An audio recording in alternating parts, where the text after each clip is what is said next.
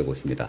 자, 이런 거대 야당의 입법 폭주, 입법 독재가 어떤 문제를 초래했는지 또 막을 방법은 없는지 알아보는 시간 갖도록 하겠습니다. 국민대학교 법과대학 이호선 교수 나오셨습니다.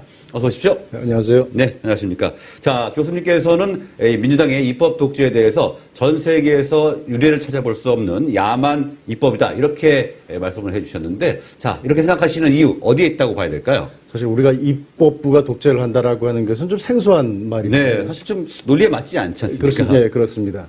또 어떻게 보면 국민 주권을 표현하는 것이 이제 대의 정치고 그 대의 정치를 실현하는 것이 이제 정당인데, 문제는 정당의 본질은 사실은 영어로 정당은 파티죠. 네. 그 영어의 파트라고 하는 부분이라고 하는 것에서 나온 거잖아요.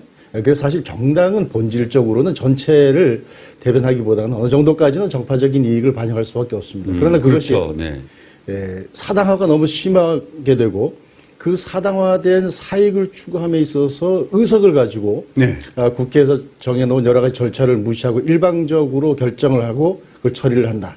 그러면 바로 그게 독재죠. 우리가 독재의 그 사전을 찾아보면 독재라고 하는 것은 독단적인 결정을 특성으로 하죠. 그러니까 아까 우리 앵커님께서 말씀하신 것처럼 단독으로 결정한 것, 모든 중요한 국가 시스템 또 민생과 관련된 것들을 결국은 자기들의 표에 도움이 된다라고 하는 것 중심으로 해서는 그냥 숫자를 가지고 밀어붙이는 바로 이것이 이제 입법 독재인 것이죠. 네, 그러니까 이 정당이 물론 어느 정도 사익을 추구를 할 수는 있지만 이렇게 의석수를 앞세워서 독재를 하고 있어서는 안 된다. 지금 그렇죠. 이렇게 말씀을 해주셨고요.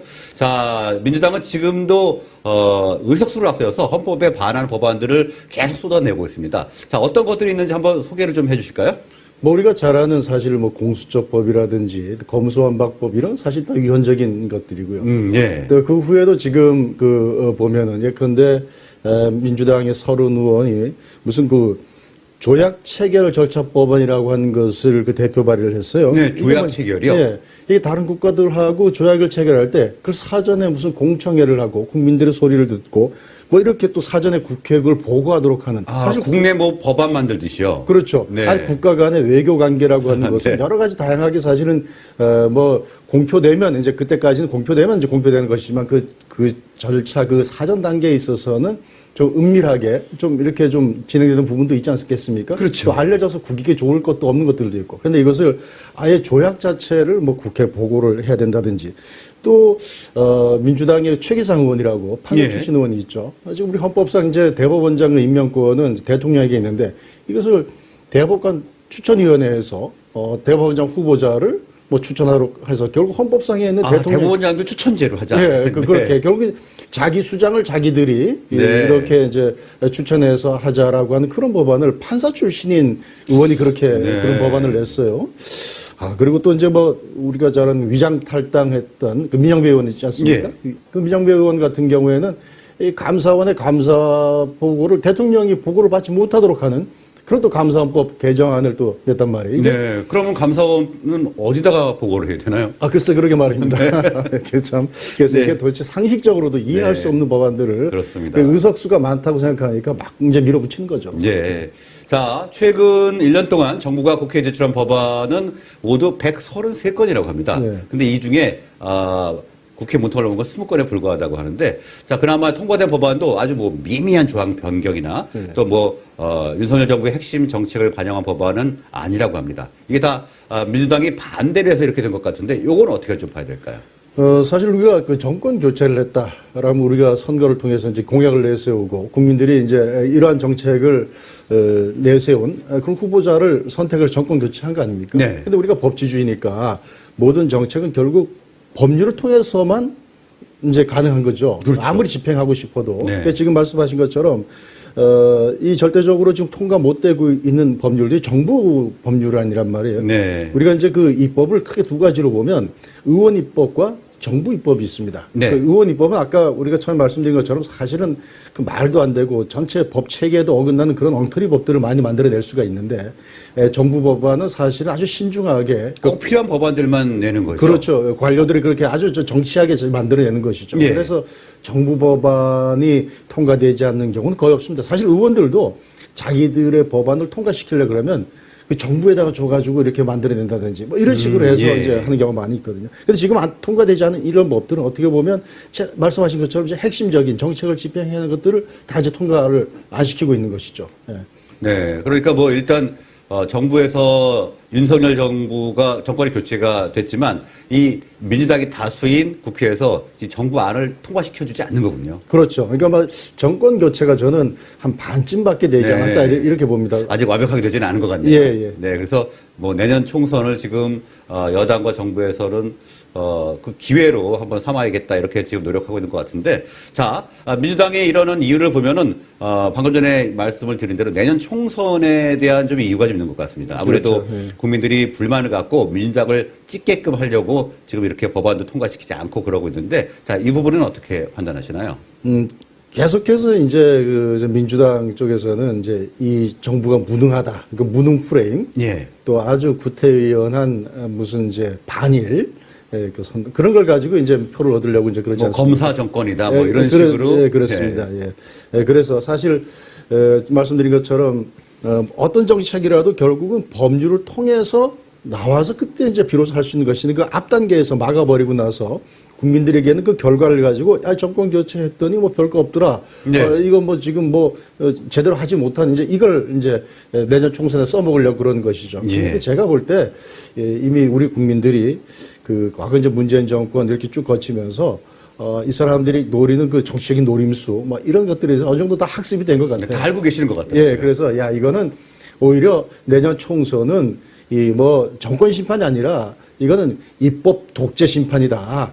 입법 독재 심판으로 가야 된다. 아마 그렇게 생각하고 계실 것 같습니다. 아마 네. 본인들이 생각하는 정반대의 결과가 나오지 않을까 싶습니다. 아, 네. 정말 이 말이 참 와닿는 것 같습니다. 입법 독재 심판이요. 네, 그렇습니다. 네.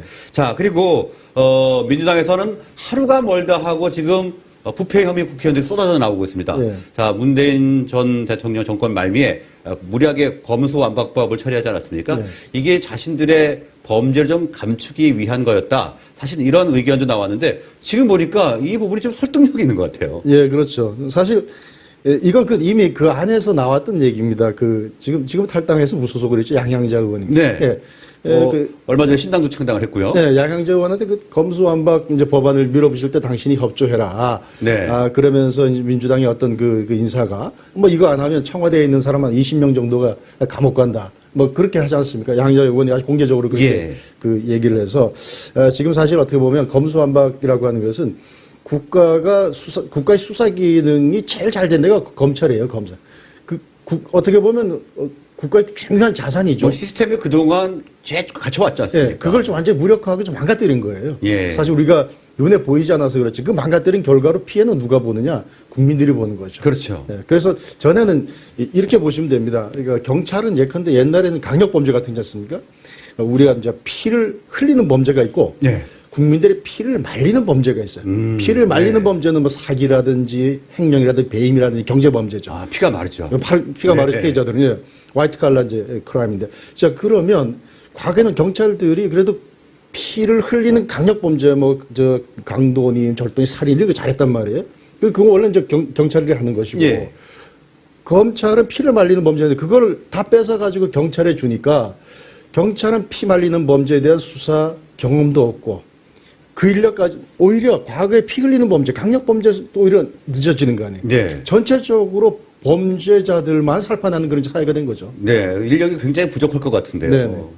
자, 이런 국회를 보면 정말 국민 여러분들이 정말 답답하실 텐데, 그래서인지 이제는 대통령뿐만 아니라 국회의원도 탄핵할 수 있게 하자. 이런 목소리가 나오고 있습니다. 아무래도 좀 공감하시는 분들이 많을 것 같아요. 예, 그렇죠. 사실 탄핵이라는 용어보다 이제 국회의원 같은 경우 우리가 국민 소환이라는 말을 씁니다. 네. 예, 그런 저희가 제가 있는 그 사회정의를 바라는 전국 교수 모임에서 제헌절을 맞아서 이제 세미나를 하면서 그 여론조사를 한 적이 있습니다. 예. 이제 뭐 국민들은 이제 국민 소환보다는 탄핵이라는 말이 좀 잘 나오니까 네. 국회의원도 탄핵 시켜야 된다. 거기 동의하지 않냐 그랬더니 놀랍게도 이건 뭐 좌우 뭐 보수 진보 가릴 것 없이 80%가 동의하는 겁니다. 네. 그래서 이건 필히 이걸 해야 되겠다. 국민 저희 소환제는. 좀 그래프가 나오는데요. 네. 매우 동의한다가 50.6이고요. 네. 다소 동의한다가 29.5. 그래서 총 80.1%의 국민들이 국회의원에 대한 탄핵을 해야 된다 찬성을 하셨네요. 우리 지금 정치 진영이 지금 그 양분된 거 아닙니까? 네. 이제 진영 정치로 이제 그렇게 되는데 저기 가서는 지금 하나가 돼서 이 부분은 하나가 되셨네요. 어디든지 뭐 20% 정도는 그냥 반대하거나 생각 없는 분들이 계시니까 그런데 네. 80%라 그러면 사실 국민들의 100%가 다 동의한다는 거죠. 네. 자, 또 교수님께서는 국회의원이 4선을 할 수 없게 하자, 뭐 이렇게 막아야 된다, 이런 말씀도 하셨는데, 네. 이 부분은 왜 이렇게 주장을 하신 거죠? 지금 지방자치단체장 같은 경우에는 3선하고 그 다음에 이제 그 더 이상 못하도록 돼 있지 않습니까? 네. 근데 국회의원들은 그게 없습니다. 근데 문제는 지금 우리 정치의 가장 큰 문제는 뭐냐면 팬덤 정치입니다. 네네. 그러니까 국회의원들이 자기 정치 생명을 연장하기 위해서 사실 자기 소신에 반함에도 불구하고 사실은 강성 지지자들, 잘못된 소수의 강성 지지자들에게 뭐, 영합하는 정책들을 얘기했죠. 합니다. 네. 그래서 어떻게 보면 강제로라도 3선까지 한 다음에 그 다음에 이제 그 길을 막아 놓으면 네. 정말 마지막 3선 때는 소신을 갖고 할 거 아닙니까? 그러게 말입니다. 네. 지자체장들은 3선까지 하는데 왜 자기네들은 3선 이상까지 하나요? 그러니까 국회의원이 특별히 더 전문적이지 않지 않습니까? 그렇죠. 네, 지방자치단체장이 훨씬 더 전문적이고. 네. 그래서 이 부분. 뭐 국회의원 한 분들이 대부분 자치단체장을 하려고 하지 않습니까? 예. 그래서 이 부분은 우리가 정말 도입할 필요성이 있지 않은가 싶었는데 역시 저기에도 과반수 국민들이 동의를 하는 또 동의를 하셨고요. 네. 자, 그러면 마지막으로 자유롭게 한 말씀 부탁드리겠습니다. 그 내년 총선이 사실은 이제 관건이죠. 예. 아까 제가 말씀드린 것처럼 지금 제가 볼 때는 그 운전석에 그 운전대는 이제 잡았지만 이 브레이크하고 이거는 아직도 민주당이 이제 그 발을 얹어놓고 못 잡았네요. 아직. 네. 그러니까 가고 싶어도 사실은 자꾸 브레이크 밟으니까 못 가고 또 어떤 경우에는 거대 의석을 앞세워가지고 우리가 이제 그 윤 대통령이 거부권을 이제 행사한 게 있습니다만 네. 양곡관리법이라든지 뭐 이렇게 또 과속한단 말이에요. 자기들 이제 사익 표가 되는 것에 대해서 자기들 마음대로 과속하기도 하고 브레이크를 밟기도 하고. 그래서 네. 운전대만 잡았을 뿐이지 이걸 완전히 떼어놓는 그 일을 내년 총선에 해야 되겠다. 저는 이제 어디서 제가 이런 말을 했습니다. 우리나라가 지금 이제 겨우 출애굽해서 홍해 앞에 서 있는 것이다. 네. 정권 교체를 통해서 바로의 압제 거기선 벗어났죠. 그러나 아직 홍해는 못 건너가는 네. 겁니다. 홍해를 건너는 것이 내년 총선이다. 그 홍해를 건너야 비로소 이제 우리가 약속의 땅으로 들어가는 것이다. 네. 자, 이